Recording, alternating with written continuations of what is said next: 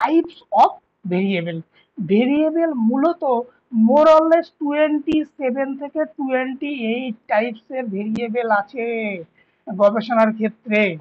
27 থেকে 28 types of variable, কিন্তু most probably যে ভেরিয়েবল গুলো মোস্ট ইম্পর্টেন্ট সেগুলো হচ্ছে মূলত হচ্ছে তোমাদের গবেষণায় আমরা দু ধরনের ভেরিয়েবলকে আমরা দেখতে পাই বা দু ধরনের ভেরিয়েবলের উপর আমরা দেখি। সেই দু ধরনের ভেরিয়েবল গুলো কি কি?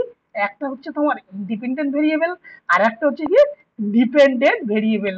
তাহলে এই যে ইন্ডিপেন্ডেন্ট ভেরিয়েবল আর ডিপেন্ডেন্ট ভেরিয়েবল, এই দুটো ভেরিয়েবলকে আমরা সাধারণত আমাদের গবেষণা বা রিসার্চ যখন আমরা করি তখন এই দুটো ভেরিয়েবলের উপরে কিন্তু আমরা মূলত কি করি, এফেক্ট দেখি, কিছু ফাইন্ড আউট করার চেষ্টা করি।